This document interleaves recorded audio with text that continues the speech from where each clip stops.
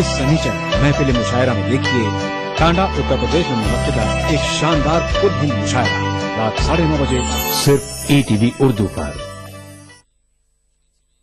इस प्रोग्राम को पेश कर रहे हैं जिंदा तिलिस्मात, तमाम मौसमी बीमारियों की एक असरदार दवा। ताउन कर रहे हैं मिला स्किन क्रीम एली फार्मास्यूटिकल्स द्वारा निर्मित। Shri ultra red oxide, Bharat का एकमात्र जंग रोधक सीमेंट। 23 कारगर जड़ी बूटियों का करिश्मा, दर्द है तो न्यूरामेंट है ना।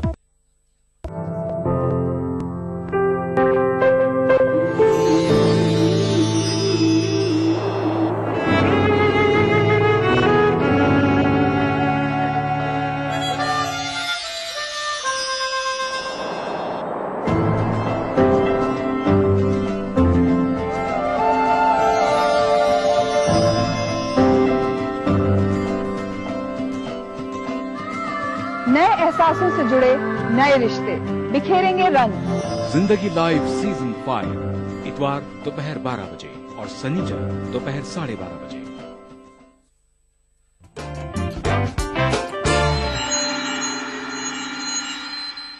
ब्रेक के बाद एक बार फिर इस्तकबाल है आप सभी का प्रोग्राम अक्सर रसोई में, और मैं हाजिर हूं आपकी खिदमत में एक नई रेसिपी लेकर जिसका नाम है भरवा खजूर।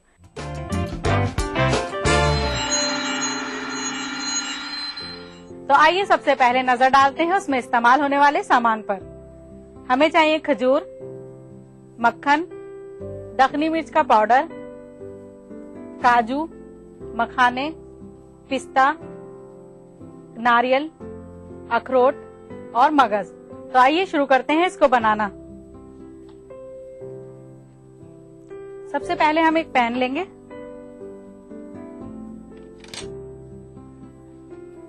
फिर बटर डालेंगे,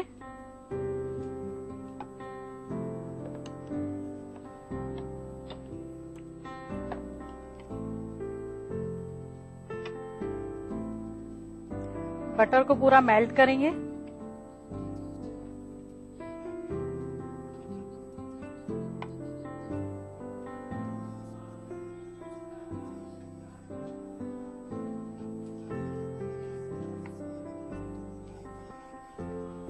नाज़रीन, अगर आपको बटर पसंद नहीं है तो आप इसकी जगह देसी घी भी ले सकती हैं।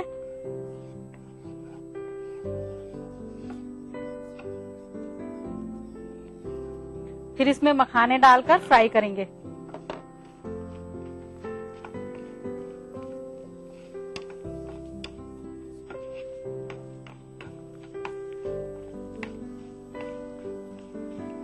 क्योंकि बटर जल्दी जल जाता है इसलिए हमें बहुत स्पीड से इसको फ्राई करने हैं मखाने को।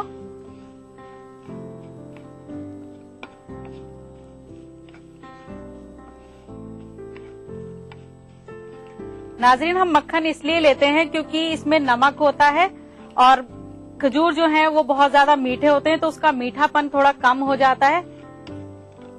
जब फ्राई हो जाएंगे मखाने तो हम इनको एक प्लेट में निकालेंगे।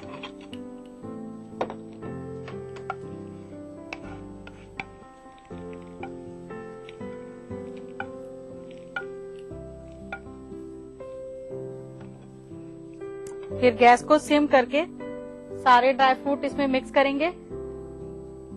इसी बटर में हम सारे ड्राई फ्रूट्स डालेंगे।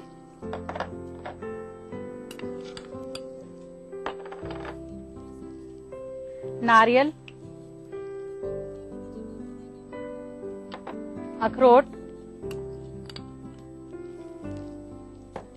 और मगज। हल्का सा तीखा करने के लिए दखनी मिर्च का पाउडर,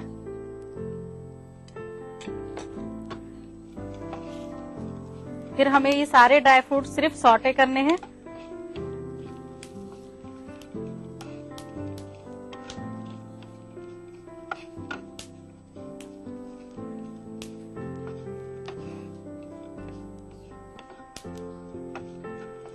फिर जब ये सौटे हो जाएंगे तो हम इनको मखाने में मिक्स करेंगे।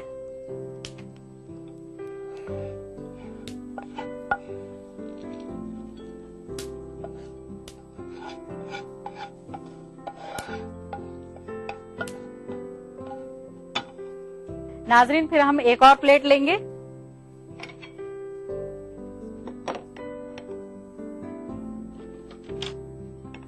फिर हम खजूर के बीज निकालेंगे।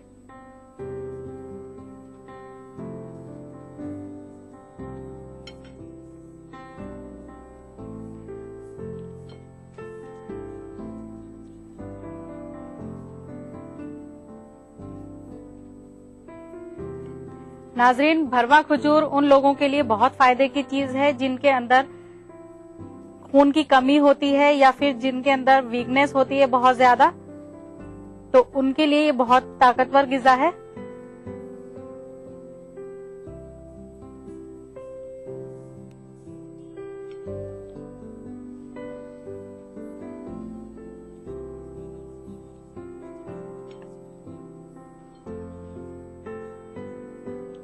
पूरा नहीं काटना इसको, सिर्फ एक साइड से थोड़ा सा काटना है, इतना कि ये बीज निकल जाएं।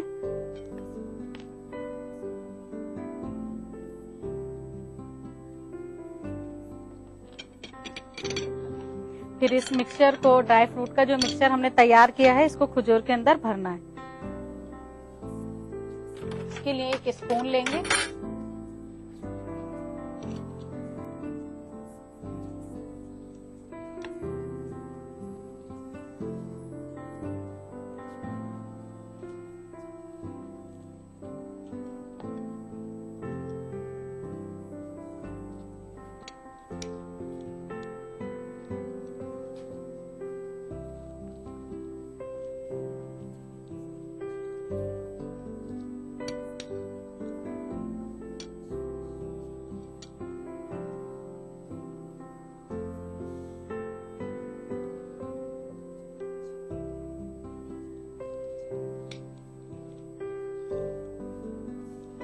इसको बनाने के बाद सुबह में नहार मुंह एक खजूर डेली खाना होता है, जिसके अंदर खून की कमी होती है।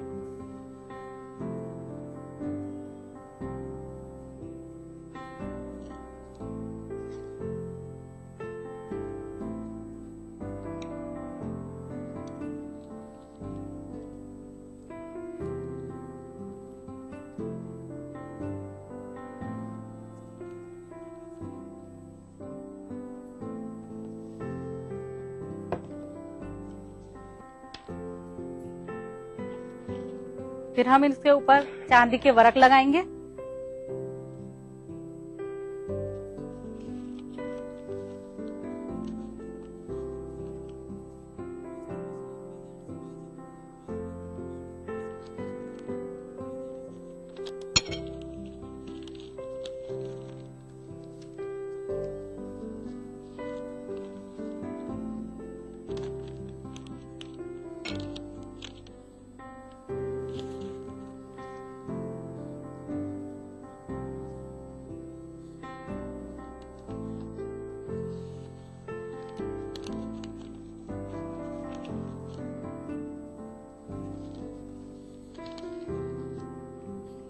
अब हम भरवा खजूर को सर्व करेंगे। इसके लिए हमें एक सर्विंग प्लेट चाहिए।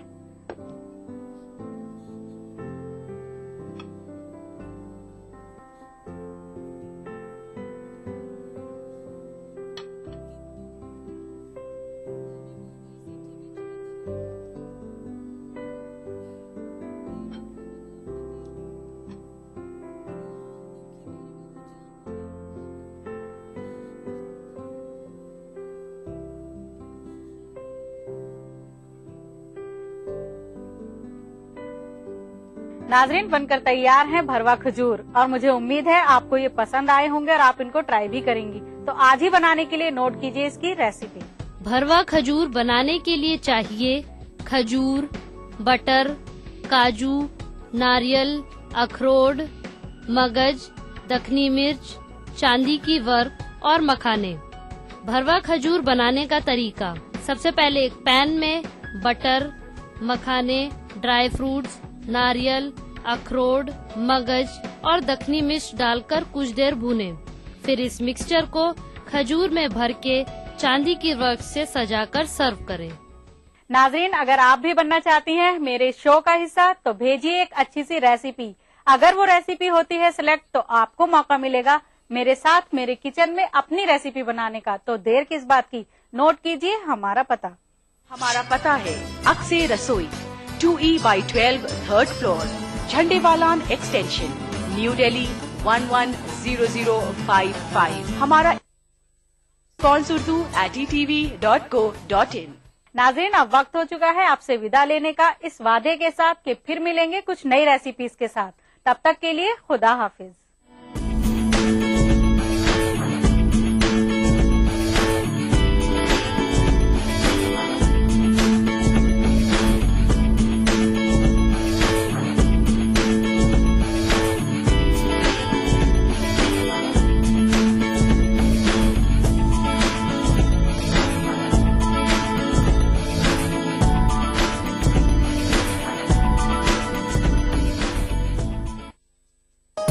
इस प्रोग्राम को पेश करने में ताउन किया बांगर सीमेंट, सस्ता नहीं सबसे अच्छा।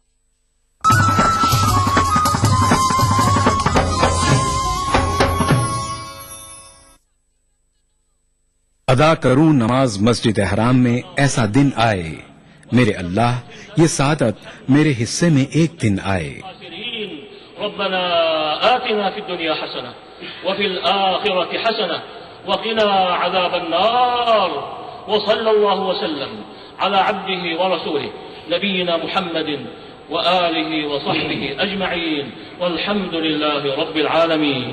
अल्हम्दुलिल्लाहि रब्बिल आलमीन अर्रहमानिर रहीम मालिकि यौमिद्दीन इय्याका नअबुदु व इय्याका नस्तईन اهدنا الصراط المستقيم صراط الذين أنعمت عليهم غير المغضوب عليهم ولا الضالين।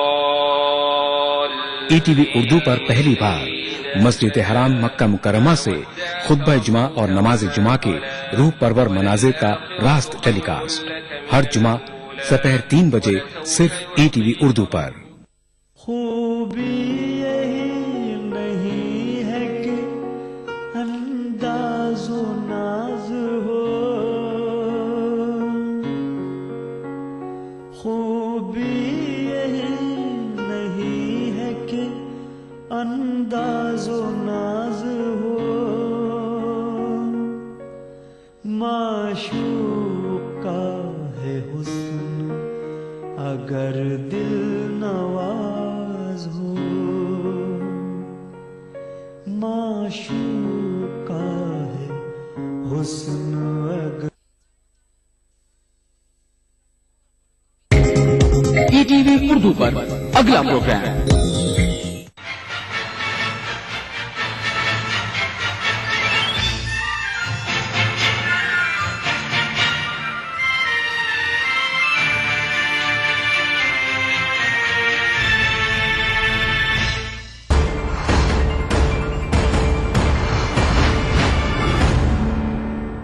नमस्कार, मैं हूं हरिशंकर व्यास। सेंट्रल हॉल में आपका स्वागत है। भारत राष्ट्र राज्य में प्रधानमंत्री का पद भी कितना निरर्थक होता है, इसका प्रमाण डॉक्टर मनमोहन सिंह का कार्यकाल है। वे जब वित्त मंत्री थे तो पीवी नरसिम्हा राव के मार्गदर्शन में उन्होंने काम किया और उससे उनका इतिहास बना। तब उन्हें कभी यह कहने की जरूरत नहीं हुई कि इतिहास उन्हें जांचेगा। ठीक विपरीत, प्रधानमंत्री के नाते उन्होंने 10 साल गुजारे और अंत में कहा, आप भले न माने लेकिन इतिहास उनके साथ न्याय करेगा। भला ऐसा कहने की जरूरत क्यों हुई? सचमुच डॉक्टर मनमोहन सिंह की विदाई प्रेस कॉन्फ्रेंस ने भारत राष्ट्र राज्य में नेतृत्व के सवाल पैदा किए हैं। 2 कालखंड गौरतलब है। एक पीवी नरसिम्हा राव का, वे राजनीतिज्ञ थे। वे प्रधानमंत्री बने तो वक्त और हालातों की चुनौती में उन्होंने एक अर्थशास्त्री को वित्त मंत्री बनाया। नरसिम्हा राव ने लीडरशिप दी, भारत की अर्थव्यवस्था बदल गई, समाजवाद का कबाड़ साफ हुआ। नरसिम्हा राव और उनके वित्त मंत्री दोनों इतिहास पुरुष बने। सन 2004 में सोनिया गांधी खुद क्योंकि अराजनीतिज्ञ थी, इसलिए उन्होंने एक अराजनीतिज्ञ डॉक्टर मनमोहन सिंह को प्रधानमंत्री बनाया। परिणाम सामने है। इतिहास मनमोहन सिंह और सोनिया गांधी का रोल वैसे ही खोजेगा जैसे सीताराम केसरी और आई के गुजराल का खोजेगा। सचमुच आजाद भारत के अपने इतिहास में यह पहली रहनी है कि ऐसे ऐसे कैसे हो गए और ऐसे ऐसों से क्या इतिहास बना है। आज इस पर चर्चा है, मगर उससे पहले सुर्खियां और राजकाज। शुरुआत सत्ता गलियारों की गपशप से करते हैं। कांग्रेस के लीडर आम आदमी पार्टी की तारीफ करने का कोई भी मौका नहीं चूक रहे हैं। कांग्रेस जनरल सेक्रेटरी दिग्विजय सिंह ने मुल्क के तमाम गैर सरकारी इदारों को अरविंद केजरीवाल से सबक हासिल करने का मशवरा दिया, तो जयराम रमेश ने कहा कि कांग्रेस अगर आम आदमी पार्टी से नहीं सबक हासिल करेगी तो खत्म हो जाएगी। उनसे पहले 4 रियासतों के इंतखाबी नतीजों के बाद खुद राहुल गांधी ने कहा था कि वो आपसे सबक हासिल करेंगे, तो अपनी प्रेस कॉन्फ्रेंस में वजीर आजम मनमोहन सिंह ने आपकी हुकूमत का दिफा करते हुए कहा था कि उनकी हुकूमत को कुछ वक्त दिया जाना चाहिए। कांग्रेस के इकलौते रहनुमा मनीष तिवारी हैं, जिन्होंने कहा कि बहुत जल्द आप खत्म हो जाएगी, लेकिन कांग्रेस की तमाम हलीफ या मुमकिन हलीफ जमातें आपके खिलाफ हैं। शरद पवार से लेकर लालू प्रसाद यादव और मुलायम सिंह से लेकर अजीत सिंह तक लगभग सभी रहनुमा आपके ताकतवर बनने को खारिज कर रहे हैं। दरअसल कांग्रेस में ये सोच है कि केजरीवाल अगले इलेक्शन में मोदी को रोकने वाली ताकत बन सकते हैं। कांग्रेस उनके जरिए इख्तिदार मुखालिफ वोट बटने की उम्मीद कर रही है, लेकिन इलाकाई पार्टियों को लग रहा है कि केजरीवाल की पार्टी उनकी जगह लेगी। जिस तरह दिल्ली में बीएसपी का सफाया हुआ है, वैसे ही रियासतों की दिगर पार्टियों का भी हो सकता है, इसलिए वो मुखालफत कर रहे हैं।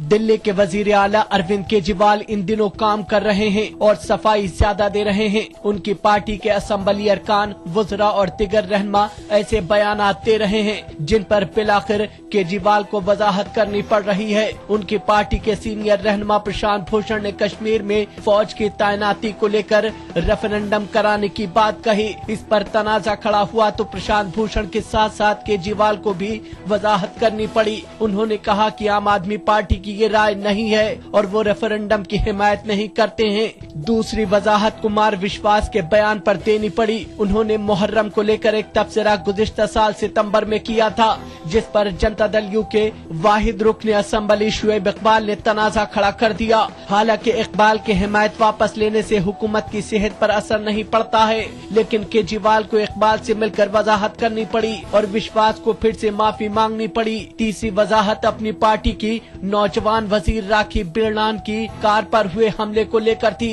राखी की गाड़ी पर बच्चे की गेंद लगी थी या किसी ने पत्थर फेंका था, इस तनाजे में केजरीवाल को वजाहत करना पड़ा। उससे पहले उनको अपनी रिहाइशगाह के लिए मुंतखब किए गए 2 5-5 बेडरूम के बंगलों के बारे में वजाहत करनी पड़ी थी। शीला दीक्षित के खिलाफ जांच से लेकर दिल्ली में बदनवानी की शिकायत के लिए हेल्पलाइन शुरू करने के मसले पर अलग वजाहत करनी पड़ी है।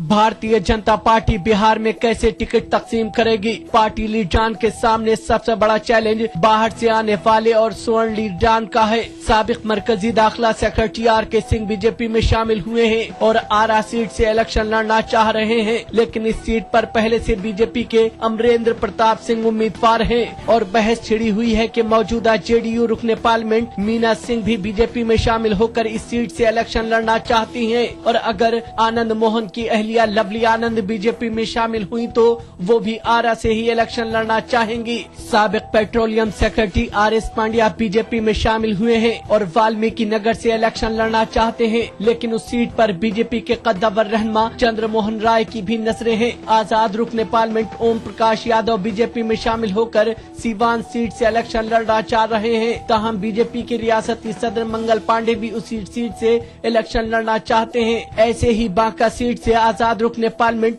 पुतुल सिंह भी बीजेपी की टिकट से इलेक्शन लड़ना चाहती हैं। सोनबरसा से रुकने असेंबली रहे किशोर कुमार मुन्ना बीजेपी में शामिल होकर मधेपुरा सीट से इलेक्शन लड़ना चाहते हैं, लेकिन बीजेपी के पुराने रहनुमा शंकर प्रसाद टेकरीवाल अपने बेटे को टिकट दिलाना चाहते हैं, तो नंद किशोर यादव वहां से कोई यादव उम्मीदवार उतारने के हक में है। जेडीयू के 2 मेंबरान पार्लियामेंट जय नारायण निषाद और पूर्णमासी राम के बारे में पहले से तय है कि वो मुजफ्फरपुर और गोपालगंज सीट से इलेक्शन लड़ेंगे। एक और मेंबर पार्लियामेंट सुशील कुमार सिंह के बीजेपी में शामिल होकर औरंगाबाद से इलेक्शन लड़ने की बहस चल रही है। अब आज की ताजा सुर्खियां हैं, ये लीक से कुछ हटकर है। इनसे देश की दशा दिशा के हाल बूझ सकेंगे।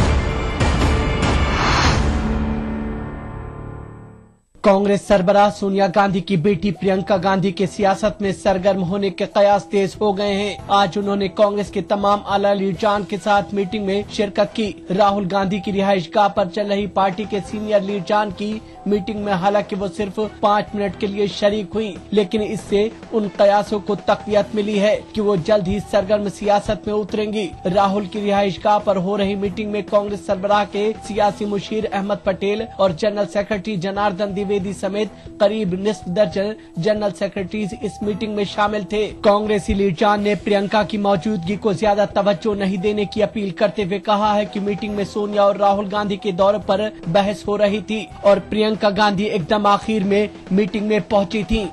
आम आदमी पार्टी 2 महीने बाद अरविंद केजरीवाल को वजारत उज़्मा के दावेदार के तौर पर पेश कर सकती है। पार्टी के सीनियर रहनुमा योगेंद्र यादव ने कहा है कि वजीर आजम बनने की 2 ही हालतें हैं। एक हालत 250 से ऊपर सीटें हासिल करके अपनी हुकूमत बनाने की और दूसरी हालत 35 से 40 सीटें हासिल कर किसी मोर्चे की जानिब से वजीर आजम बनने की। उन्होंने कहा कि दूसरी हालत में आम आदमी पार्टी पहल नहीं करेगी और पहली हालत के आसार अभी नहीं दिख रहे हैं, लेकिन अगर 2 महीने के बाद ऐसे हालात बने कि पार्टी अपने दम पर 250 से ऊपर सीटें जीतने की पोजीशन में आती है तो अरविंद केजरीवाल के नाम का ऐलान किया जाएगा। उन्होंने इस बात को दोहराया कि उनका ख्वाब केजरीवाल को वजीर आजम के तौर पर देखने का है। योगेंद्र यादव ने यह भी कहा कि मुल्क के लाखों लोग चाहते हैं कि केजरीवाल ने जैसे दिल्ली के वजीर आला की कुर्सी संभाली वैसे ही वो मुल्क के वजीर आजम की कुर्सी भी संभाले। हालांकि खुद केजरीवाल ने इलेक्शन नहीं लड़ने का ऐलान किया है। मुजफ्फरनगर के फसाद ज़ुदगान के लिए लगाए गए राहती कैंपों में इंतहा पसंद तंजीम लश्कर तैयबा के लोगों के जाने और फसाद मुतासिरीन को अपने नेटवर्क में शामिल करने की कोशिश से जुड़ी खबरों पर हंगामा मचा है। मीडिया में आई खबरों में बताया गया है कि लश्कर के लोगों ने राहती कैंपों में रहने वाले कुछ लोगों से राब्ता कायम किया था और उन्हें अपने नेटवर्क में शामिल करने की कोशिश की थी। इस खबर पर रद्द अमल जाहिर करते हुए कांग्रेस जनरल सेक्रेटरी दिग्विजय सिंह ने कहा है कि इससे साबित होता है कि अक्टूबर में राहुल गांधी ने जो कुछ भी कहा था वो बिल्कुल सही था। अक्टूबर में राहुल गांधी ने कहा था कि उनको आईबी के कुछ अफसरान ने बताया है कि पाकिस्तानी खुफिया एजेंसी ISI के कुछ लोग राहत कैंप में रहने वाले अक़लियतों को मुश्तइल कर रहे हैं। इस बयान पर राहुल गांधी की काफी नुक्ताचीनी हुई थी। दूसरी जानिब इस खबर पर संजीदगी से फिक्र का इजहार करते हुए बीजेपी ने कहा है कि हुकूमत को इसकी जांच करानी चाहिए। बीजेपी तर्जुमान प्रकाश जावड़ेकर ने कहा है कि इससे पता चलता है कि उत्तर प्रदेश में लश्कर जैसे इंतहा पसंद तंजीमों ने अपना नेटवर्क तैयार कर लिया है। मरकजी हुकूमत को इसकी तफ्तीश करनी चाहिए। महाराष्ट्र के साबिक वजीर आला अशोक चौहान ने आदर्श हाउसिंग सोसाइटी घोटाले पर आई अदालती जांच कमीशन की रिपोर्ट की मुखालफत की है। चौहान ने वजीर आला पृथ्वीराज चौहान और रियासत के चीफ सेक्रेटरी को खत लिखकर कहा है कि अदालती कमीशन की रिपोर्ट में उनके साथ इंसाफ नहीं किया गया है। बताया जा रहा है कि उन्होंने अपने खत में इल्जाम आयद किया है कि कमीशन ने उन्हें मुलजिम बनाने से पहले उनकी बात को नहीं सुना। उन्होंने लिखा है कि कमीशन ने पहले कहा था कि इस मामले से जुड़े तमाम लोगों को अपनी बात रखने का मौका दिया जाएगा, लेकिन उन्हें इसका मौका नहीं दिया गया है। गौरतलब है कि जस्टिस JA पाटिल कमीशन ने अशोक चौहान पर सोसाइटी बनाने वालों से मिली भगत रखने के इल्जाम आयद किए हैं। हिंदुस्तान ने जौहरी हथियार ले जाने में सलाहियत रखने वाले पृथ्वी 2 मिसाइल का कामयाब तजर्बा किया है। ओडिशा के चांदीपुर सेंटर से इसका तजर्बा किया गया। इससे पहले गुज़िश्ता साल 3 दिसंबर को इसका मशकी तजर्बा किया गया था। ये मिसाइल 1000 किलो का हथियार लेकर 350 किलोमीटर तक मार करने में सलाहियत रखता है। इस मिसाइल का तजर्बा हिंदुस्तानी फौज की तैयारियों का हिस्सा है। अमेरिका में वीजा जाली दस्तावेज के इल्जाम में घिरी हिंदुस्तानी सफारतकार दिव्यानी खोबरागड़े के ऊपर चार्जशीट फाइल करने के लिए मुतय्यना हद को आगे बढ़ाने की अमेरिकी वकील इस्तिगासा ने मुखालफत की है। अमेरिकी वकील इस्तिगासा के वकील प्रीत भरारा ने कहा है कि देवयानी की तरफ से चार्जशीट तय करने की मियाद 1 महीने बढ़ाए जाने का मुतालबा किया गया है। जिसकी उन्होंने मुखालफत की है। फिलहाल 13 जनवरी तक इल्जामात तय करने की आखिरी तारीख है। 13 जनवरी से मामले की समाअत भी शुरू होनी थी, लेकिन खोबरागढ़े के वकील ने समाअत की तारीख भी बढ़ाए जाने की अपील की है। लेकिन प्रीत भरारा का कहना है कि इल्जामात तय करने के बाद भी देवयानी की जानिब से मुकदमे को खत्म करने के लिए दायर की गई अर्जी पर समाअत हो सकती है। फिलहाल अब एक ब्रेक है, फिर राजकाज की खबर देने वाली बातें होगी।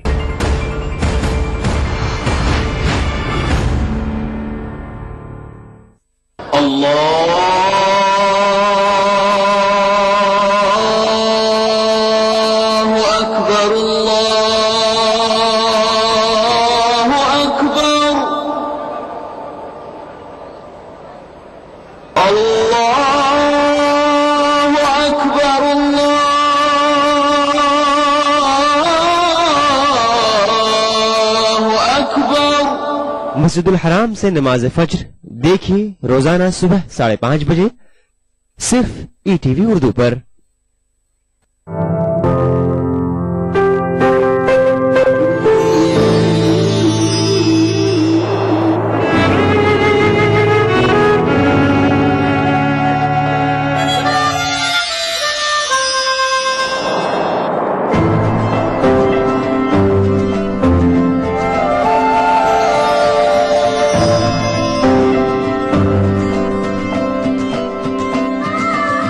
एहसासों से जुड़े नए रिश्ते बिखेरेंगे रंग।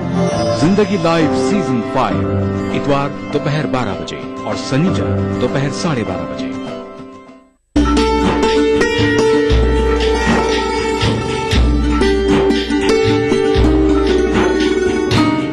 औरंगाबाद में वाक़े दरगाह हजरत निजामुद्दीन कलीमी चिश्ती रहमतुल्लाह अलैह की क्या है तारीखी अहमियत?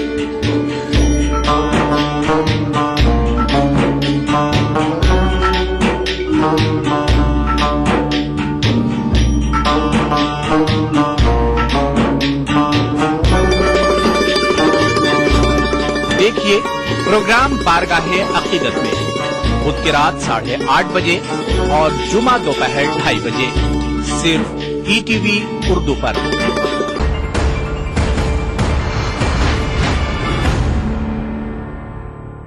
ब्रेक के बाद आपका स्वागत है। हाशिए में इधर उधर कई बातें व घटनाएं दबी हुई होती है, इनका खासा राजनीतिक अर्थ होता है। उन्हीं में से पेश है राजकाज की कुछ बातें। अरविंद केजरीवाल ने लोकसभा का इलेक्शन लड़ने से इनकार कर दिया है, लेकिन उनकी पार्टी के रहनुमा उनके इनकार को मंजूर करने के लिए तैयार नहीं है। बताया जा रहा है कि आम आदमी पार्टी में इस बात पर एक राय है कि केजरीवाल वजारत उज़्मा के दावेदार बने और नरेंद्र मोदी से आमने सामने का मुकाबला करें। आपके कई रहनुमा यहाँ तक मान रहे हैं कि अगर केजरीवाल दावेदार बन गए तो मोदी से उन्हीं का मुकाबला होगा, लेकिन इसका फैसला अभी नहीं किया जाएगा। आपके जराये का कहना है कि योगेंद्र यादव मुल्क भर से सर्वे का डाटा इकट्ठा कर रहे हैं और जिस तरह दिल्ली के इलेक्शन से पहले ऐलान किया गया था कि दिल्ली के 41% लोग केजरीवाल को वजीर आला देखना चाहते हैं, वैसे ही कुछ ऐलान होगा और उसके बाद अरविंद केजरीवाल की दावेदारी के नाम का ऐलान किया जाएगा। इसकी स्क्रिप्ट लिखी जा चुकी है और बताया जा रहा है कि वो चांदनी चौक या नई दिल्ली लोकसभा सीट से इलेक्शन लड़ेंगे। इन दिनों एक बार फिर दिल्ली का रामलीला मैदान मुल्क की सियासत का अखाड़ा बन रहा है। इमरजेंसी हटने के बाद 1977 में पहली रैली जनवरी में रामलीला मैदान में मुनक्किद हुई थी और मार्च में हुए इंतखाबात में कांग्रेस का सूपड़ा साफ हुआ था। इस बार भी जनवरी में रामलीला मैदान में खूब रौनक रहने वाली है। गुज़िश्ता महीने इसी मैदान में पुरवकार तकरीब में आम आदमी पार्टी के रहनुमा अरविंद केजरीवाल ने वजीर आला के ओहदे का हलफ लिया। बहुत जल्द ही वो इसी मैदान में फिर एक रैली मुनक्किद करके लोकपाल बिल पास होने का ऐलान करेंगे। इस तकरीब का मकसद 2011 में हुए अन्ना हजारे की तहरीक के तई अपने इज्जत और एहतराम को जाहिर करना होगा। इसी महीने 17 तारीख से शुरू हो रही बीजेपी की कौमी काउंसिल के इजलास में 2 दिन का प्रोग्राम रामलीला मैदान में होगा। उसी वक्त कांग्रेस का भी इजलास ताल कटोरा स्टेडियम में होगा। नेहरू गांधी परिवार से बाहर के कांग्रेस नेता के नाते डॉक्टर मनमोहन सिंह का बतौर प्रधानमंत्री 10 साल रहना उनकी उपलब्धि है, पर लाल बहादुर शास्त्री, मोरारजी देसाई और पीवी नरसिम्हा राव से उनकी तुलना करें। इन तीनों ने भारत की शक्ल बदलने में जो किया वैसा क्या कुछ डॉक्टर मनमोहन सिंह के खाते में दर्ज है? सचमुच उनका कार्यकाल वक्त जाया होने की दास्तां है। इस पर आगे चर्चा करें उससे पहले देखें मेरा ये खुलासा।